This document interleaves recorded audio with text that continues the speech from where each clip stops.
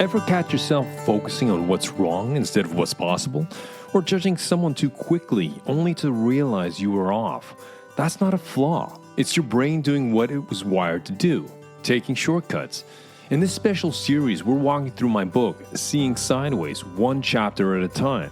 Each episode explores a powerful cognitive bias that quietly shapes how we think, choose, and connect. These mental shortcuts helped our ancestors to survive, but today they can cloud judgment, limit perspective, and chip away at well-being. So this isn't about fixing your brain, it's about understanding it, so you can lead yourself with clarity, respond with intention, and build resilience from the inside out.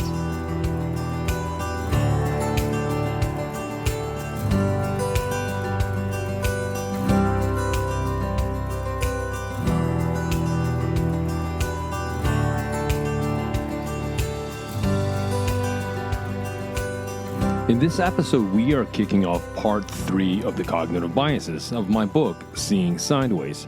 And this series is going to look at decision-making in a noisy world.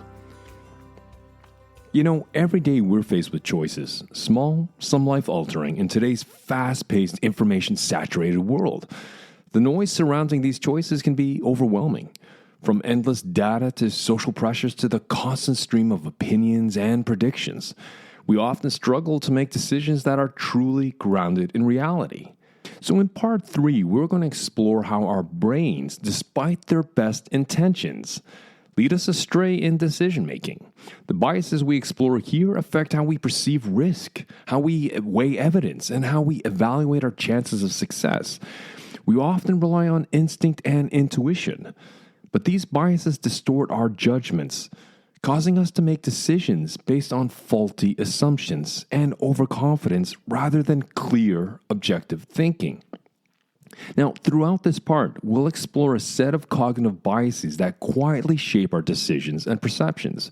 We begin with the sunk cost fallacy, where we cling to plans simply because we've already invested time, energy, or resources, even when walking away would serve us better. Then comes the overconfidence bias, the tendency to place too much trust in our instincts and abilities, often without sufficient evidence. Then there's the illusion of control, our belief that we can influence outcomes largely outside our grasp. We'll also look at the framing effect, which shows how presented information can sway our choices more than the content itself. And finally, we'll confront the optimism bias, our habit of betting on the best case scenario, which often underestimates potential risks. Understanding these biases is crucial for improving decision-making in a noisy world. By becoming aware of them, we can make more intelligent, deliberate decisions that align with our goals, with our values, and our long-term resilience. The first step is recognizing how these biases affect us so we can stop relying on intuition alone and start making decisions that serve us better. So in the episodes ahead, we'll explore how to reduce the influence of these biases and how to approach decision-making with clarity and confidence. And so as part of today's episode, we are also going to look at the sunk cost fallacy, why letting go of investments can be the most strategic decision. The sunk cost fallacy, when letting go feels like giving up. The sunk cost fallacy is the bias that leads us to continue investing in a decision, whether it's money, whether it's time, or effort, because we've already invested, even when it no longer makes sense to do so. We feel compelled to stick with a choice because we don't want to think that all the time, money, or energy we've already spent is wasted. Yet, continuing often worsens the situation. The sunk cost fallacy causes us to make irrational decisions based on the belief that we must justify past investments, even when cutting our losses would be the better choice. This bias is driven by our natural desire to avoid loss and to protect our ego. Letting go of a failed decision feels like admitting failure or just simply wasted effort, and that can feel really uncomfortable. But holding on to a bad decision because of past investment only locks us into a cycle of further losses, leaving us stuck and unable to move forward. The trap. So imagine you're at a concert you've been looking forward to for months. Halfway through, you realize you're not enjoying it. It's loud, the seats are uncomfortable, and you can't wait to leave. But you decide to stay because you've already spent the money on the ticket and don't want to waste the investment. So instead of leaving and doing something more enjoyable, you continue to suffer, all because of the time and money already spent. Of course, this bias doesn't just show up in entertainment. In relationships, people sometimes stay in situations that are no longer fulfilling or healthy because of the time and energy they've already invested. In business, well, leaders may continue funding failing projects because they don't want to admit that their original decision was flawed. We continue down a path simply because we've already invested too much work, too much time to turn back, even when the best option would be to cut our losses and move on. The twist.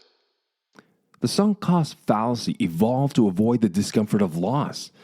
In our ancestral environment, resources were scarce. If you invested time or effort into something, whether hunting, building a shelter, or growing food, well, you needed to stick with it to ensure the investment paid off. Abandoning your efforts meant potentially losing these resources for good. In such a world, well, it made sense to avoid the psychological pain of loss and continue what you've started. However, this bias no longer serves us well in the modern contemporary world. We often face situations where sticking to a bad decision doesn't yield greater resources or rewards. It usually just deepens our financial, our emotional, and our mental losses. Recognizing the sunk cost fallacy helps us make more rational decisions that align with what will serve us best in the long term. The cost. The cost of the sunk cost fallacy is stagnation. When we continue to invest in bad decision or unproductive situation, well, we prevent ourselves from moving on to something better. And this, well, it locks us into a cycle of regret and frustration as we continue to put more time and energy and money into something that no longer brings us value. In business, well, this bias leads to throwing good money after bad, continuing to fund a failing project instead of redirecting resources to a more promising opportunity. In relationships, well, it can mean staying in a partnership or a friendship that isn't serving us, simply because we've been in it for so long. Personal goals can mean sticking to an outdated plan instead of being flexible and adaptable to new circumstances. We lose the ability to learn from our mistakes by failing to recognize the sunk cost fallacy.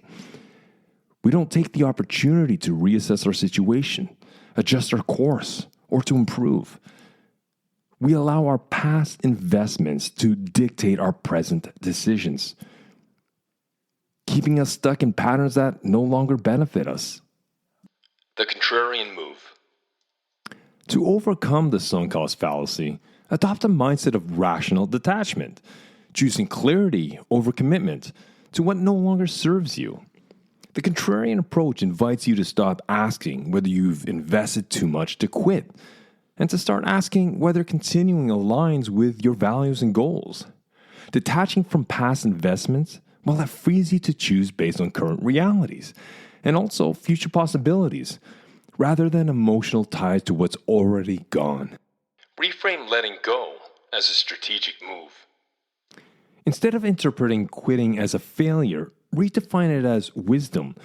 Letting go is not abandoning effort. What it is, it's about reallocating it. When you release something draining your time, your energy, or your well-being, well, what you do is you create room for something better.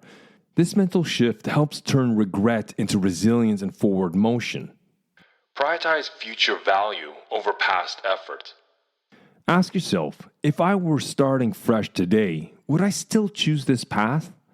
Now, this question redirects your focus from sunk investments to future outcomes. By evaluating decisions based on what they can provide moving forward, well, you avoid the trap of chasing lost returns, and you begin investing in what truly matters. Plan exit criteria early. Establish clear benchmarks for when you'll reassess your commitments. predetermined exit points reduce the emotional burden of walking away because the decision to pivot is baked already into the plan. This structure provides a rational boundary that counters the bias of overcommitment and sunk investment. Seek unbiased feedback. Ask for input from someone who isn't emotionally attached to your decision. An outside perspective can offer clarity you may not see, especially when you're deep in the emotional weeds. Trusted feedback can help you make more objective choices and avoid rationalizing continued investment when something is unproductive. Clarity is resilience. Resilient people know when to persist and also when to pivot. They don't let past investment dictate future choices. Instead, they measure value by direction and not duration. Clarity comes when you trade justification for intention and ask, what serves me now? So letting go is not failure. It's actually freedom. By releasing what no longer serves us, well, we create space for new growth. So let me now leave you with some thought homework. I want you to think of a current decision or a commitment you're holding on to, largely because of past time, effort, or money. And then ask yourself, if I hadn't invested in this, would I still choose it today? Write down what continuing costs you and what you might gain from letting go. Then take one step toward that new possibility. And next time, we are going to tackle the overconfidence bias, why trusting your guts may not always be the best strategy.